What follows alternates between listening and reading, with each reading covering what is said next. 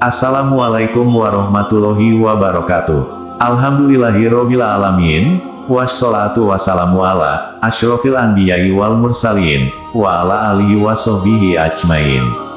Sahabat YM 28 yang dimuliakan Allah. Setiap manusia diciptakan oleh Allah, pasti memiliki amanah yang harus diemban, baik itu terhadap hak Allah maupun terhadap manusia dan makhluk lainnya. Dan setiap amanah itu akan dimintai pertanggungjawaban kelak di akhirat. Oleh karena itu, hendaknya kita harus berhati-hati dalam memegang amanah, dan berusaha untuk menunaikan semampunya dan sebaik-baiknya, sehingga semoga Allah mengampuni dosa-dosa kita atas apa yang terluput darinya. Allah berfirman, sesungguhnya Allah memerintahkan kalian untuk menunaikan amanah kepada pemiliknya. Quran Surah An-Nisa ayat 58. Dengan semakin banyaknya amanah yang diemban, maka akan semakin banyak kemungkinan terjatuh kepada perbuatan maksiat dan dosa. Dan apabila kita mengkhianati amanah tersebut, maka kita dapat termasuk golongan orang munafik. Sebagaimana yang disampaikan dalam hadis dari Abu Hurairah, bahwa Rasulullah Shallallahu Alaihi Wasallam bersabda, 3 tanda munafik adalah jika berkata, ia dusta, jika berjanji, ia mengingkari, dan ketika diberi amanah, maka ia ingkar. Hadis riwayat Bukhari nomor 33 dan Muslim nomor 59. Maka bagaimana bisa seseorang justru malah meminta amanah tanpa memperhitungkan resiko yang harus dihadapinya? Terlebih amanah kepemimpinan yang akan mengurusi banyak urusan manusia. Banyak yang gila kekuasaan setelah diberi amanah, malah jadi orang-orang yang lalai, dan tergiur dengan kedudukan mewah. Janji demi janji diberi menjelang pesta rakyat, yaitu pemilu.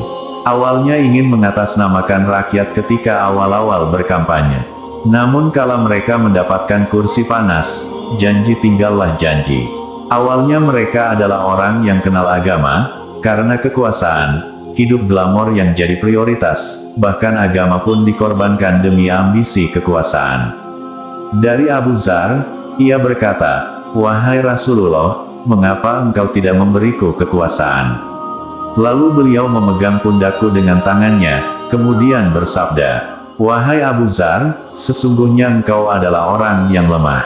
Dan kekuasaan itu adalah amanah, dan kekuasaan tersebut pada hari kiamat menjadi kehinaan dan penyesalan, kecuali bagi orang yang mendapatkan kekuasaan tersebut dengan haknya dan melaksanakan kewajibannya pada kekuasaannya itu.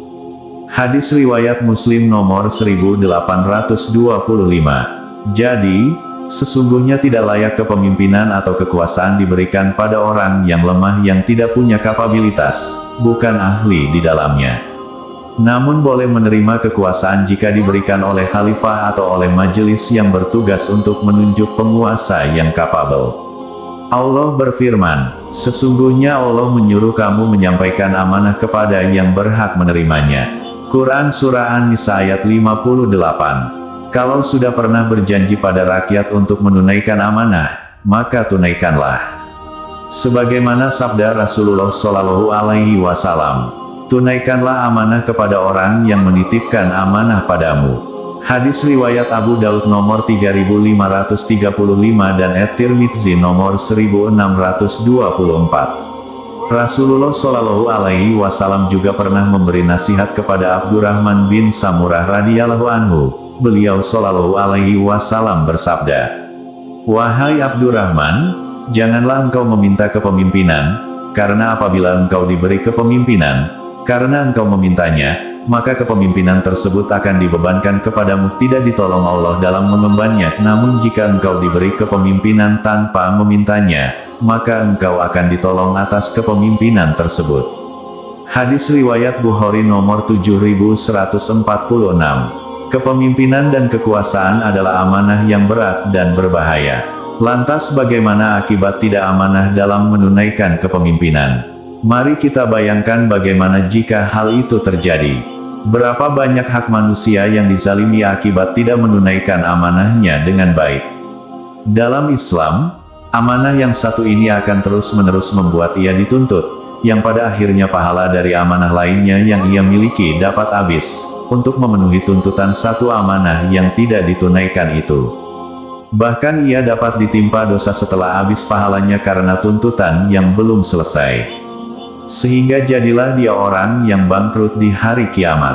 Akhirnya pun ia dilempar ke dalam neraka. Maka bayangkanlah wahai sahabat bagaimana jika hal ini terjadi pada kita. Sebagaimana yang dijelaskan dalam hadis dari Abu Hurairah radhiyallahu anhu, bahwasannya Rasulullah Shallallahu alaihi wasallam bersabda, "Barang siapa memiliki kezaliman terhadap saudaranya, maka mintalah untuk dihalalkan, karena sesungguhnya akan datang hari yang ketika itu tidak ada dinar maupun dirham, sebelum kebaikan-kebaikannya diambil untuk diberikan kepada saudaranya itu, manakala ia tidak lagi memiliki amal kebaikan, maka diambillah amal kejelekan saudaranya itu, lalu dipikulkan kepadanya." Hadis riwayat Bukhari nomor 6534. Dari Abu Hurairah radhiyallahu anhu, bahwa Rasulullah Shallallahu alaihi wasallam juga bersabda, "Tahukah kalian siapa orang yang bangkrut?" Para sahabat menjawab, "Orang yang bangkrut di kalangan kami adalah yang tidak memiliki dirham dan tidak pula harta benda." Rasulullah Shallallahu alaihi wasallam bersabda, "Orang yang bangkrut dari kalangan umatku adalah orang yang datang pada hari kiamat dengan membawa pahala salat, puasa dan zakat, namun ternyata dia pernah mencaci orang, menuduh orang sembarangan, memakan harta orang secara zalim, menumpahkan darah, dan memukul orang lain tanpa hak. Maka orang-orang yang pernah dizaliminya itu akan diberi pahala dari kebaikan-kebaikannya. Hingga jika telah habis kebaikan-kebaikannya sebelum terselesaikan perkaranya, maka dosa-dosa mereka akan ditimpakan kepadanya, kemudian dia pun dilemparkan ke dalam neraka."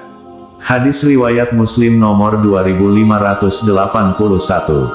Dalam hadis lainnya juga disampaikan dari Abu Hurairah, bahwa Rasulullah Shallallahu alaihi wasallam bersabda, "Hendaklah kalian menunaikan hak pada yang berhak menerimanya, karena nanti akan dituntut qisas untuk kambing yang tidak bertanduk dari kambing yang bertanduk." Hadis riwayat Muslim nomor 2582. Inilah hendaknya yang perlu dibayangkan oleh seseorang ketika memegang amanah dari manusia, yang pertanggungjawabannya sungguhlah berat di akhirat kelak. Siapa yang diberi amanah seperti ini, hendaklah harus benar-benar menjalankannya dan jangan bersifat khianat. Jika ia menjalaninya dengan benar dan punya kapabilitas di dalamnya, maka ia akan mendapatkan keutamaan yang besar berupa pertolongan dan naungan Allah pada hari kiamat kelak.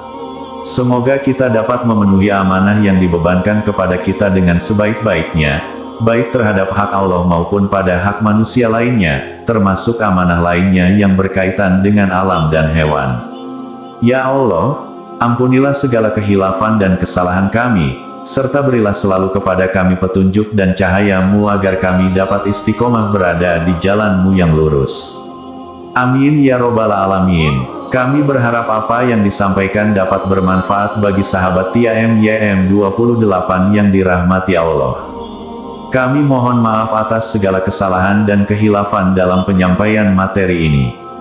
Wallahu alam bishawab. Wassalamualaikum warahmatullahi wabarakatuh.